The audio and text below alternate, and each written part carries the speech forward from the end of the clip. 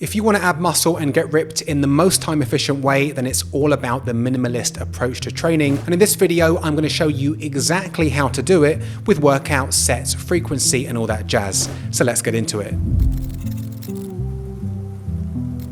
So growing up, I came from a martial arts background. I was doing martial arts from the age of maybe 3 or 4. Me and my brother, very close. We grew up training together, and that installed a very good work ethic in us. We would train pretty much every day. Even from the age of like 8 or 9, I was running around the block with my brother, with my dad, coming back, stretching and kicking every night. We're obsessed with getting our kicks better and entering in competitions. When I became a teenager, I wanted to get buffer, get bigger, do some curls for the girls, look like the guys in the magazines and in the Hollywood movies. And since then, I'm now in my late 30s, I've tried all types of training to pack on muscle. And what I found out is less is actually more. I thought that more was always better. 4 days a week, why not do 5? 5 days a week, why not do 6? 7 days a week, why not do twice a day workouts? And actually, not only does it waste your life, it doesn't work as well as doing a minimalistic approach. If you're someone like me who likes training, but you don't want to spend your whole life in the gym, you're not a gym bro, you want to meet girls, you want to travel the world, you want to learn a new language, you want to do other stuff with your life, and you don't want to spend 2 to 3 hours in the gym every single day. I came to the conclusion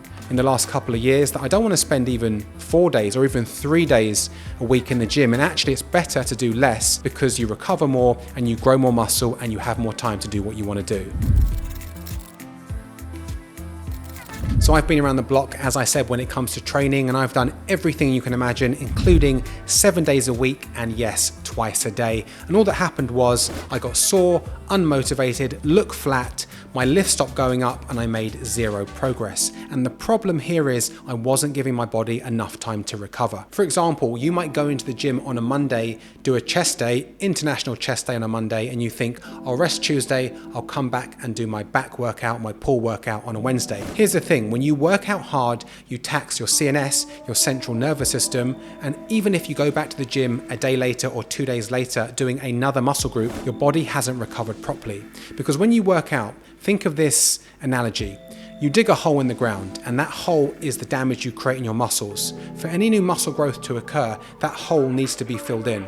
So let's say you go in on a Monday, you hit your chest hard, and you've dug a deep hole. If you go in on a Wednesday and you haven't filled that hole in, you're still trying to recover, but then you're trying to work out again and stimulate more growth, and you're going to be spinning your wheels. So for any new growth to occur, you need to stimulate the muscle, dig that hole, which is the damage, the micro tears in the fibers, and then you want to fill that hole in. When that hole's filled in, any earth that's put on top that will create a mound is now new muscle growth. But if you don't allow that hole to fill in, which is your recovery, you're not going to have any muscle growth. And for years, I was digging that hole and then going back in the gym the next day or the day after that and digging another hole. I was never allowing my body to recover and then grow and maximize my potential when it comes to growing muscle. So you need to allow your body to recover. And after much trial and error, I found 2 days a week is pretty much the sweet spot, or every 4th day. So for example, if I trained on a Monday, then I'd rest Tuesday, Wednesday, Thursday and train on a Friday. I'd also rest Saturday, Sunday, Monday and train on a Tuesday.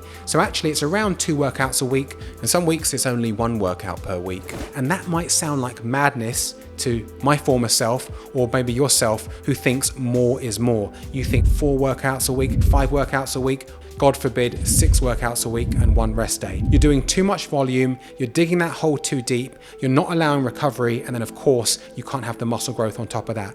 So the frequency you want to do is every 4th day. You're going to give your body proper rest, you can recover, you can fill in that hole, and then when you go back in the gym, you're chomping at the bit, you can hit your lifts hard, damage the muscle properly, and then allow it to rest and recuperate and grow new muscle.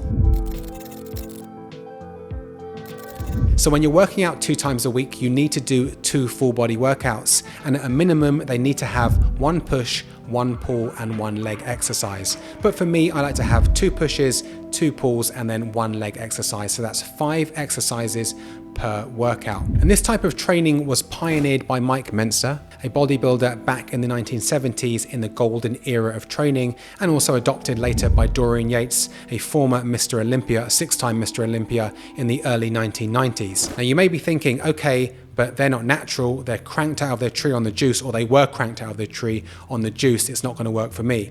Here's the thing, HIIT training, high intensity training, is actually more applicable to naturals because your body needs more time to recover. When you're juiced up and you're on the roids, you can recover a lot quicker, you can take more volume. So low volume with more rest is actually more applicable to naturals like me or you. And what this type of training consists of is one hard set taken to failure. One hard set per exercise, which may sound like madness if, like me, you thought you had to do 3, 4, 5, sometimes even 6 sets per exercise. I've gone from doing 6 sets per exercise to now doing 5 sets in my total workout. You can train hard or you can train long, but you can't do both because muscle growth is a byproduct of increasing stress on the muscle by consistently getting stronger through progressive overload. So as long as you're going back in the gym and you're beating what you did last time in weight or volume, you are going to be getting stronger over time. When you're doing this type of training, the tempo is slow, very slow and very controlled. Think 3 or 4 seconds up and 3 or 4 seconds down, and you take that one set all the way to failure where you cannot do another rep. You're smoking the muscle so hard you couldn't do a second set, there'd be no point because you've caused enough damage. For progressive overload to take place, you need to keep adding weight or reps each workout. So you're always progressing and getting stronger and therefore growing more muscle.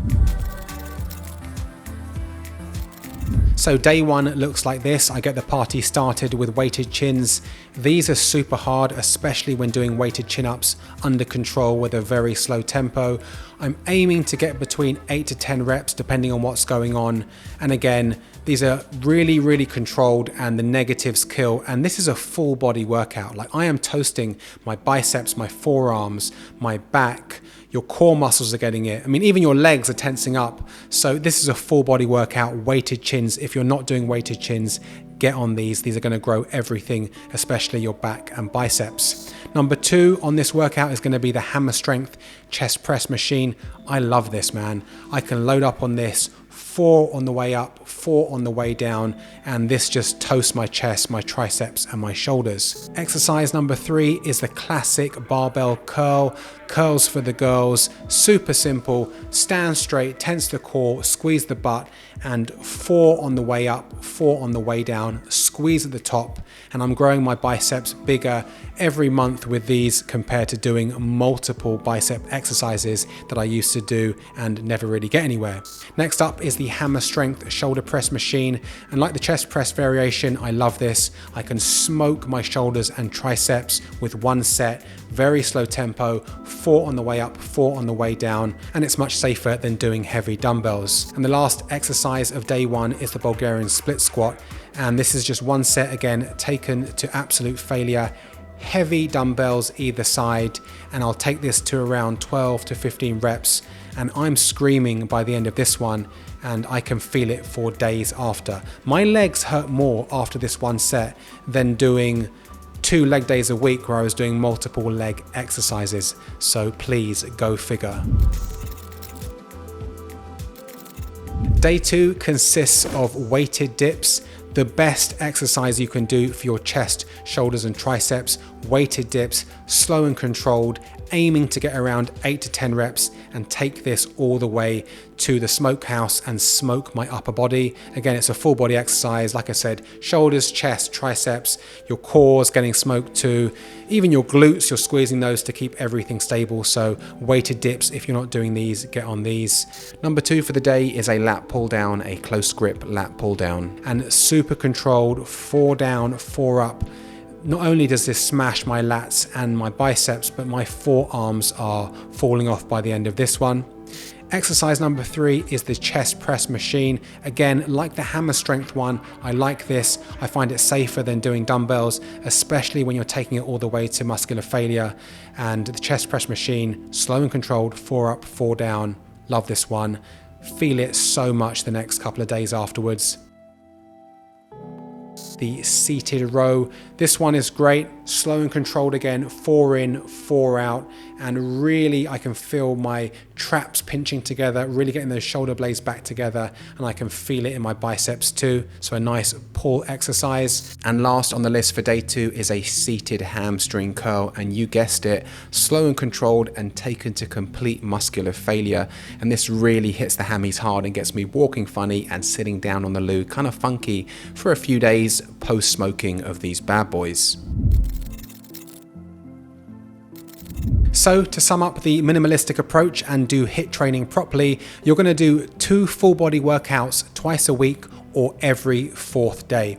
For example, if you work out on a Monday, you'll rest Tuesday, Wednesday, Thursday and hit it again on Friday. Then you'll rest Saturday, Sunday, Monday and hit it again on Tuesday, and so on. So 2 workouts a week or workout every 4th day. Sometimes that'll be 1 workout a week. You're going to do 1 hard set to absolute muscular failure. If you do this first set properly, any more work is only doing more harm than good. So 1 hard set per exercise. And last but definitely not least is taking your rest days seriously, not slacking on your rest days. That sounds like an oxymoron. 3 full rest days between workouts for maximum recovery, so you feel fresh, you can hit the next workout with full power and energy and keep increasing your lifts and getting progressive overload. On your rest days, of course, you can do some light cardio, you can do some yoga, you can do walking, stretching, whatever, but you need to have 3 full rest days between workouts because less is more. And if you like this video, guys, you're also going to love this one here. Click it, watch it, let me know your thoughts, and I will see you on the next one.